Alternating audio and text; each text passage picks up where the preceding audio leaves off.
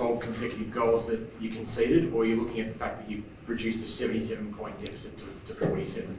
Yeah, a bit of both. Yeah, I think we started well. What's frustrating is, our good's pretty good and our bad's really bad. So to come against the premiers and, the second half we win, which is great, but the discrepancy between our best and worst is something really got to work on, because we couldn't stop the bleeding. A bit like probably Hawthorn last week in that second quarter, end of the first, and largely due to stoppages and clearance and scores from stoppages. So we did a couple of things at half time that worked to stop the bleeding a little bit, and then the turnover game we were okay. We held our own. So yeah, there's some stuff there we'll take from a positive point of view, but we've got to stop the bleeding a bit earlier than that. You're proud the team didn't roll over in the second half. A little bit, We've yeah. seen that against Geelong in the past, where you end up losing by over 100. It was heading that way, wasn't it? So there's a resilience piece with our players that you can clearly see, but that doesn't excuse the position we put ourselves in. So I've said this a bit, it feels like there's something there that we can work on. But the last couple of weeks in particular, we played two premiership favourites, or thereabout teams anyway, and probably just shows you where we're at in terms of where they are and where we are. And then I look at the other side and think, geez, there was some periods of the game where we held our own.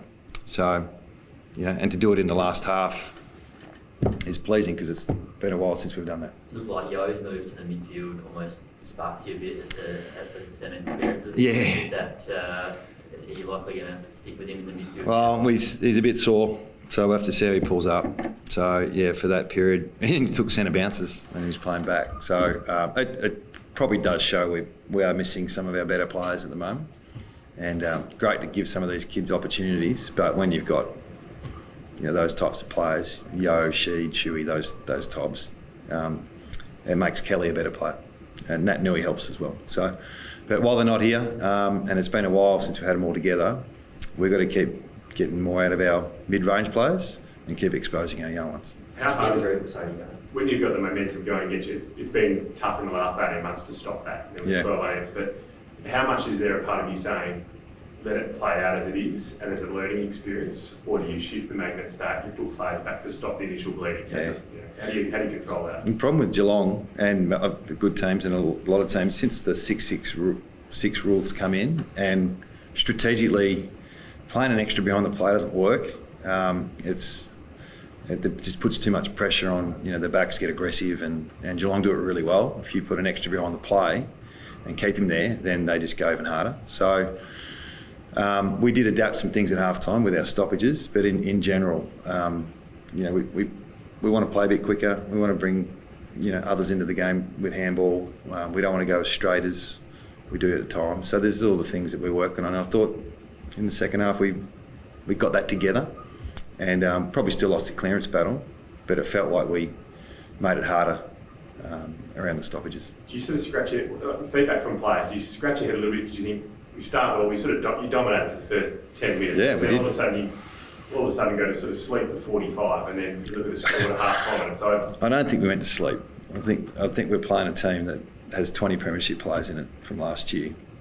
So I think that's disrespecting Geelong a little bit. They went to a level we couldn't keep up with, I think that's a fair assessment. And we need to find ways to get back into the game, at least break even, not just concede. So, the last 2 weeks have been a real challenge with the two teams we've played.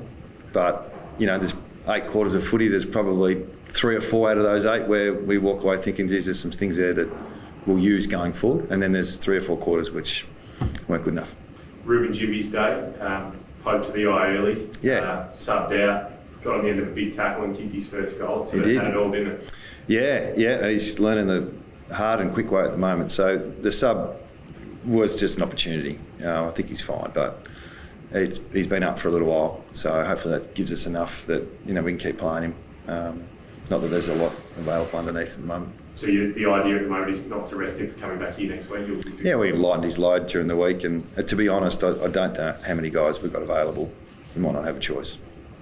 On that 6 AFL listed guys in the WAFB yesterday, beaten by 170 nearly, and Yeah. Elijah Hewitt goes down in the first few First moments. bounce, yeah. Yeah, is he starting to feel a bit like last year in terms of the injuries? From an availability point of view, it feels a bit like last year, but it doesn't feel like last year with what we're trying to chase. So, yeah, I've said this a bit, and I'm sure there'll be a time when we don't talk about last year, but yeah, we're chasing different things. You know, we're just trying to stay competitive. Last year, we're going for a bit more than that now. Is there any update on Elijah? It's an ankle. Initially thought it wasn't too bad, but we've got to get another scan and see how it looks. So, yeah, unfortunately, we had 6 players and then 5 after the first bounce, and then they're all 20 or under. So it's not like they're just veterans in the twos there. So some NGA boys as well. So, yeah, there's a battle at the moment, but we've been here before. Oscar Allen's four goals today. He's kicked 15 for the year. I know you're not in awe of him, but I'm not in awe of him, no. No, yeah. But in terms of his performance, how big has he been in coming back at the start of the year to actually give you a focal point up there? Yeah, well, these are the little wins we're getting. You know, we get some individuals who are playing footy for one, so he's come off a year off, and he'll have some ups and downs as well.